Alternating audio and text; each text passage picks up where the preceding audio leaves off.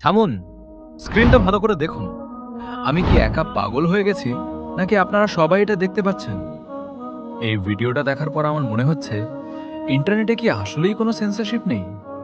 INC Rakib official চ্যানেলে আজকে আমরা এমন একজনের মুখোশ খুলব যার কাণ্ড দেখে আপনার মাথা ঘুরতে বাধ্য।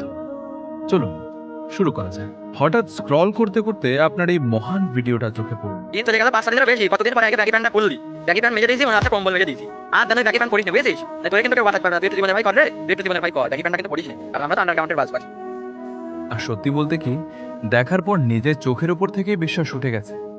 ভাই, আপনি কি আসলেই মনে করেন আপনি যেটা বানাচ্ছেন সেটা কোনো সুস্থ মানুষ দুবার দেখবে? আপনার কনফিডেন্স দেখে তো মনে হয় আপনি এই দুনিয়ার একমাত্র ট্যালেন্টেড পারসন। কিন্তু বাস্তবতা হলো আপনার ভিডিওর লজিক আর ড্রেনের ময়লার মধ্যে খুব একটা পার্থক্য নেই। বিনোদনের নামে আপনি যেটা করছেন সেটাকে গ্রাম্য ভাষায় বলে ভাড়ানো। আসলে দোষটা আপনার না, দোষ আমাদের। আমরা আপনাকে এইটুকু পাত্তা দিচ্ছি বলেই আপনার সাহস এত বেড়ে গেছে।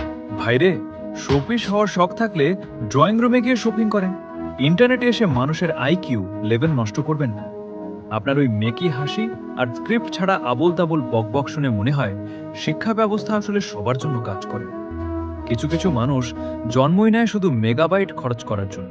যাই হোক, কথাগুলো শুনে গা জ্বললে একটু জল ঢেলে নিয়ে, তবে পরের বার ক্যামেরা অন করার আগে অন্তত একবার আয়নার সামনে দাঁড়িয়ে নিজেকে জিজ্ঞেস করবেন, আমি কি আসলেই ভিডিও বানাতে জানি? উত্তরটা কিন্তু আপনি নিজেও জানেন, শুধু স্বীকার করার সাহসটা নেই। ভিডিওটা ভালো লাগলে অবশ্যই লাইক এবং কমেন্ট করে দেবেন। আর এই ধরনের আরও তিতা সত্য শোনার জন্য আইএনসি রাকিব অফিসিয়াল চ্যানেলটি এখনই সাবস্ক্রাইব করে দিন। দেখা হবে পরের কোনো ভিডিওতে। আসি।